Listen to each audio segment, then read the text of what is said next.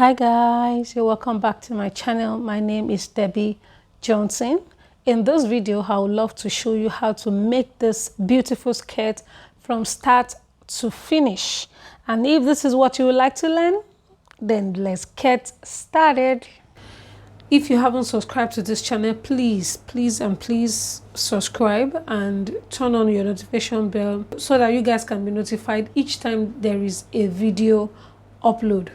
All right, you can see my paper is with me. Now this can be achieved without having to draft a pattern, so please note that. But for beginners' sake, for better understanding, that's why I try to make patterns before time. Okay, this is my front and this is my back. This pattern is for a small size person, okay, so please ignore the size. This is my center front and this is my center back, okay, and here I have my waistline. I have my waistline as well, so back, front. And I just want to also let you know that you don't need to draft a full skirt, I mean a long skirt now for this purpose, okay, because you wouldn't need major part of the skirt. All right, so it's just a small part that we'll be needing for this kind of design. So you can just draft from your waist down to your knee, or from your waist down to maybe like 18 inches. You can also insert your dart. I don't need to insert that because of course you know the right thing to do. So insert your dart, insert your dart. The first thing to do is to determine how low you want the V effect to be, or the Basque effect to be. How do you want it to look? So you need to really determine that. All right, so now this is my hip line for the front, and here is my hip line for the back. And also I want you to know that you don't need to shape the skirt on the knee or on the down part. Just draft a straight skirt and you'll be fine. All right, then you come to your hip line and you go up by 3 or 4 inches as the case may be. Now this also depends on you, so but for me I'm going to go up by 3 inches. So I'll just go up by 3 inches. Like I said, this pattern is for a small, very small size person. Okay, so usually I have about 7 inches hip depth here. For yours it could be 9 inches, so you can imagine if it is 9 inches and you have to go up by 3 inches, so it won't be that much. It won't look like this, okay, because this is a bit high, but there's no problem. So just take 3 inches upward, or even 4 inches. Please don't also forget that you need to shape the waistline. Now I always say that if you're making a skirt for yourself, okay, I would advise you come down by 1 inch or 1.5 inches. Now I mean your waistline should start from 1 or 1.5 inches. That is after you might have drafted the pattern. So you can now just cut off 1 inch or 1.5 inches so that it will come down a little, except you're making a high waist skirt, okay. But if it's just a normal skirt, you don't need the normal skirt's waistline to be right on the your natural waistline. You don't really need that. Let's assume the upper part, the half scale bodice, is on it, so just draft it normally, and you do just exactly what I am doing right now, okay. So this is what I have. So I've come up with like 3 inches, and this is it, okay. Please ignore this first line here. Then from here come down by 11.5 inches. This also depends on how low you want this to be, okay. But for an adult, you can do 15, you can do 13, and you can do 14. You can even do 11.5 or 12, so it depends on you. But my advice is just that you make it lower than the hip line. Usually the hip line is 9 inches, or maybe 8.5. So you can come down by, from your waistline, come down by at least 2 inches or maybe 2.5. So like I said, it also depends on how you want it. Okay, so I'll come down. Let me come down by 11.5 or 11 inches. This is a small pattern, not really for anyone. So now that you've indicated where you want this to be, then you connect from this point to this point. And you can even make it like a kind of curvy line. Okay, whatever measurement you take on the front, because this is the front, you are going to replicate on the back. So I'll just turn the back, center back to face me and measure. I think I took 11 inches here. So I'm going to also measure 11 inches from my waist down. That's 11 inches. So I'll just do the same thing here. This is what I have. And take my ruler or your curved ruler or whatever, and you connect to the point. Okay, I'm going to cut the front first. So let me just turn this way. Pick my scissors and cut.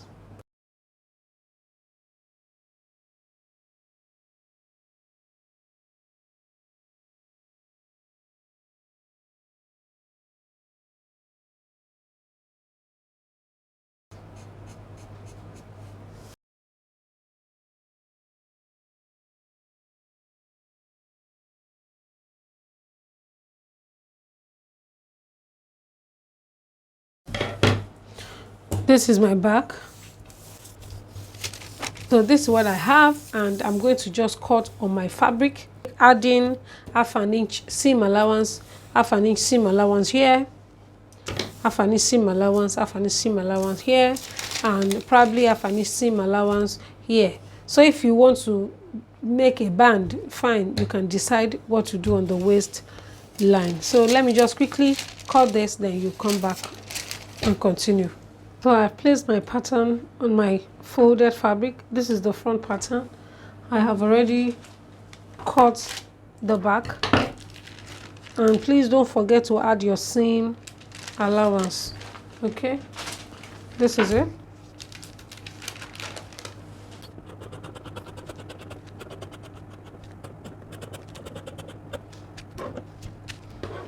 Please make sure you add seam allowance to your waistline. Very important, because you cannot leave your waistline this way if you're making it for yourself or for somebody.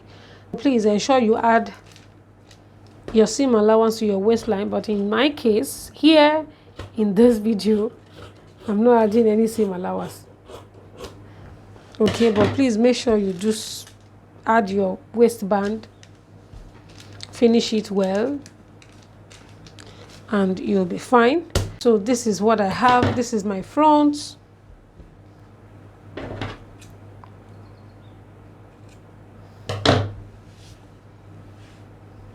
So you can add your dart here. Add your darts. Okay. So now I'm going to join it, the back and the front.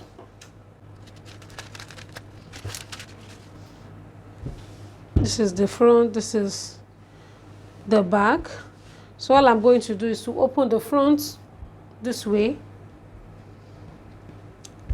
This is the center front. Okay. And the first thing you will do is to sew your dart. Sew your dart on the back as well. Okay. So right now, opening the back, separating the back pieces this way. Can you see? Okay, so now I'm going to just turn the back pieces to the wrong side. This is my wrong side, and here this is my wrong side, and center back here. This is the center back, so center back will face center back. I'm going to just take one piece and place it on the front this way, and join it at the side. Join here, and you do the same with the second piece, and you join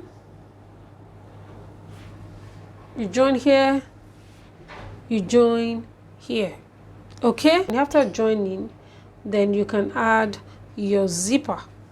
Once your zipper is being attached, then you close it up, you close up the remaining allowance here. Okay, so let's assume my zipper is from here to this point. So once I'm done, then I close it up permanently. Okay, so I'm going to do that right now. So this is the outcome of my skirts. This is the center back. So I decided not to add zipper to it. Okay, but you add zipper to your own. I hope you understand my point. This is just for an illustration. Okay, so you can see the zipper allowance here.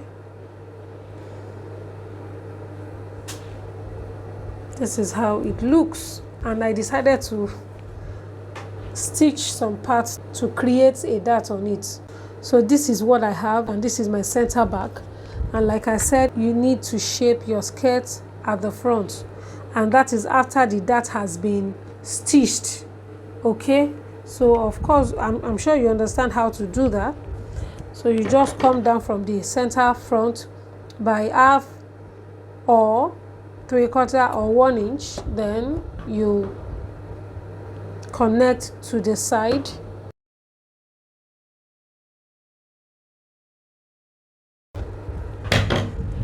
So this is how you shape the front of your skirts. I need to add my gathers to complete the skirts.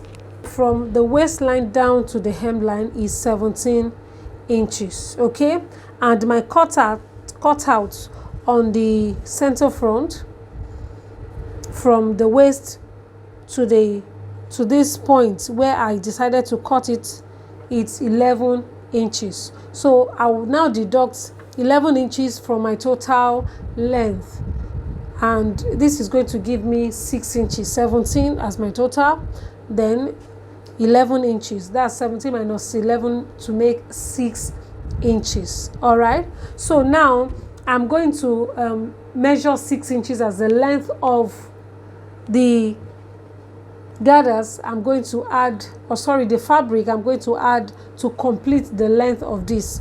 All right, so but I would advise that you add maybe like 1 inch to it, or even 2 inches. You could jump up a little because of the gathers. Okay, so it will have the look of maybe like 5 inches or thereabout.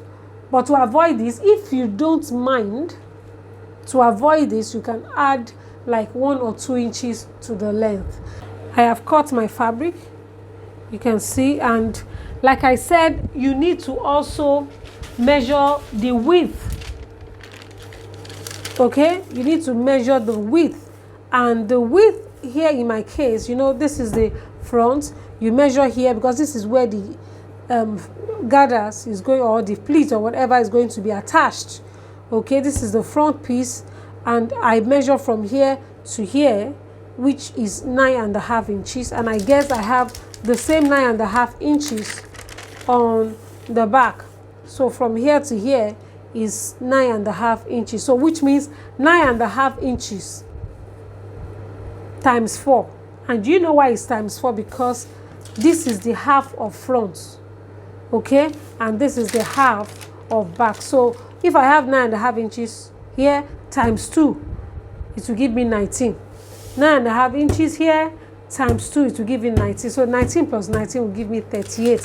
And that 38 you can multiply by 2 or 3 inches, depending on how full you want the gathers or the pleats to be. All right, and in my case, I have measured 38 by 8 inches instead of 6 inches. The 38 was multiplied by 2. You can do 3 inches. Now I'll go ahead, and because this is open, I have 2 ends here, and these 2 ends is going to be stitched together. My fabric wasn't much, so I just cut in pieces and joined here. So I'll equally join here. Normally, if there is no joining here, the joining here is supposed to be matched up with the center back, seam. Okay, this is the seam, this is where the zipper is supposed to be. So once I just match it up, I'll sew this, stitch it, and this is going to be attached to the center back, and it will go round like that. Okay, so now I'm going to the machine to just join this. So after joining, then I'll place it here and begin to pleat, or I could even gather. So I could just run gathering stitch round. Then after running gathering stitch round, then I can now attach to the down part. So once I'm done with it, then I'll show you the outcome. Okay, so this is the final outcome. Thank you guys for watching, and I'll see you in my next video. Bye.